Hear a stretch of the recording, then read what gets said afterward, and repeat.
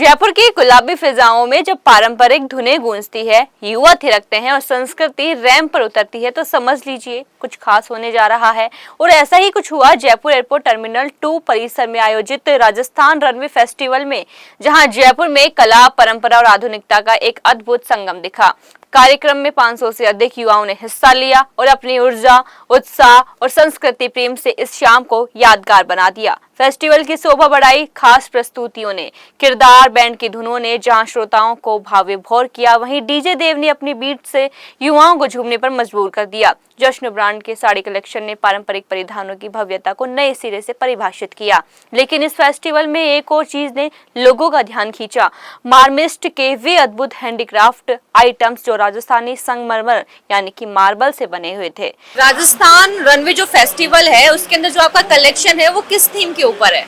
Actually Rajasthan जो runway festival है उसके अंदर अपना जो कलेक्शन है, ये कलेक्शन अपने इंडियन कल्चर को लेकर भी है और इंडियन कल्चर को वेस्टर्न के साथ कैसे कंबाइन किया जाए। तो जो अपने राजस्थान के अंदर जैसे मार्बल्स वगैरह हैं, जो अपने किस नाम से, किशनगढ़ नाम से जाना जाता है, एशिया की सबसे बड़ी मंडी है, तो उसको अपन किस चीज़ में यूज़ में ले सकते हैं। तो ये जैसे अगेट है, अगेट आपने सुना होगा, अगेट जैसे आपने सुना होगा कि अगेट विद रेजिन वर्क किया हुआ है, ये रेजिन वर्क हुआ हुआ है। ये जो मार्बल है ये अपने वो टेवरटाइन है जो अपने इंपोर्ट करा गया है अपने इटली से, और उसको इस शेप के अंदर अपने चेयर के अंदर, मार्बल टेबल के अंदर, चेयर के अंदर कन्वर्ट किया गया है।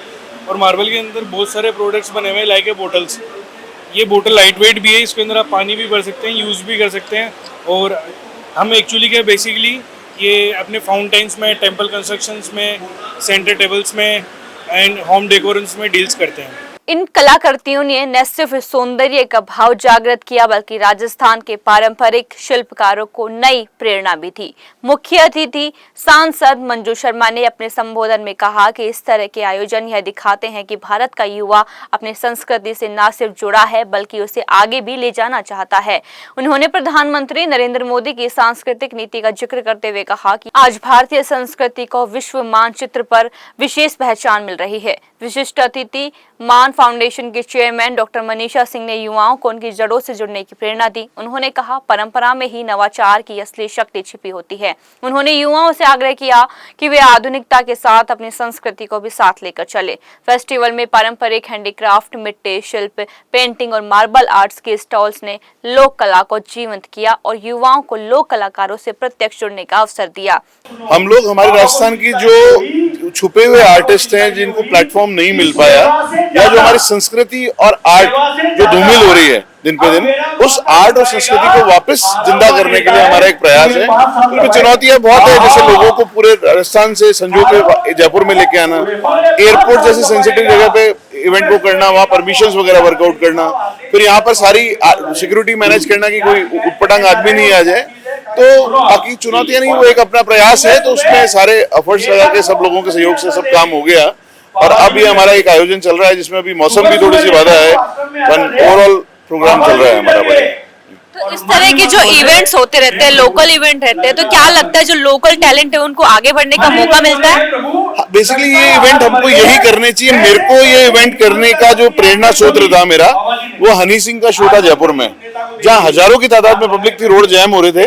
तो मैंने कहा हमारे अगर हमने राजस्थान के हमारे आर्टिस्टों को अगर प्रमोट नहीं किया तो एक दिन ये आएगा कि बाहर के सारे आर्टिस्ट आके हमारे राजस्थान के उसको बिल्कुल ये हालत कर देंगे कि आने वाला जो हमारा, हनी सिंह की बुराई नहीं है, हनी सिंह भी आओ, पर हमारे यहाँ जो कला छुपी हुई है, जो संस्कृति, हमारा कहीं ना कहीं कल्चर जुड़ा हुआ है, उस कल्चर को तो हम प्रमोट करें।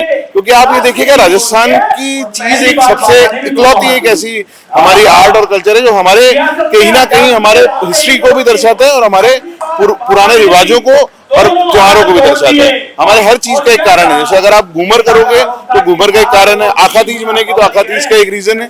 तो हर चीज के वो रीजन अगर आपको वर्कआउट करना है तो अपने त्योहारों को और अपने आर्टिस्टों को आगे प्रमोट करना पड़ेगा।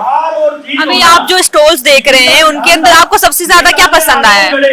स्टॉल्स में हमारे पास हर तरह के स्टॉल्स है हमारे पास। जैसे यहाँ किशनगढ़ से आप देख रहे होंगे मकराना का काम है, यहाँ मेटल का काम है, यहाँ कारपेट बनाने वाला बैठा। तो कोशिश यही की गई है जो हमारे खुद के यहाँ के ओरिजिनल काम है, जो हमारी खुद की ज्यादा स्पेशल चीजें हैं जो राजस्थान के कल्चर को दर्शाती है, वो हम प्रमोट करें। स्पेशल स्टॉल्स ये यहाँ कठपुतली वाले देखेंगे, यहाँ लाख की चूड़ी बनाने वाले देखेंगे, यहाँ मिट्टी का काम करने वाले देखेंगे। तो ये सारी स्टॉल जो है वो हमारे कहीं ना कहीं हमारे संस्कार को और हमारे वही पुराने जो आर्टिस्टों को प्रमोट करने के लिए हमको प्रयास करें। अगर आज आपको मंच पर जाने का मौका मिले और इस फेस्टिवल को कुछ शब्दों में बयां करने का मौका मिले तो आप क्या कहना चाहेंगे इसके ऊपर?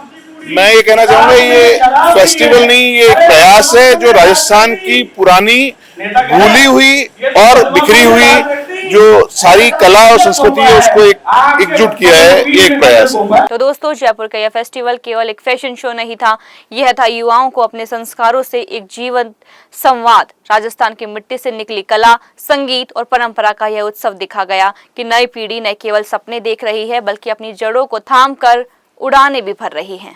फिलहाल के लिए इतना ही, दीजिए इजाजत, नमस्कार।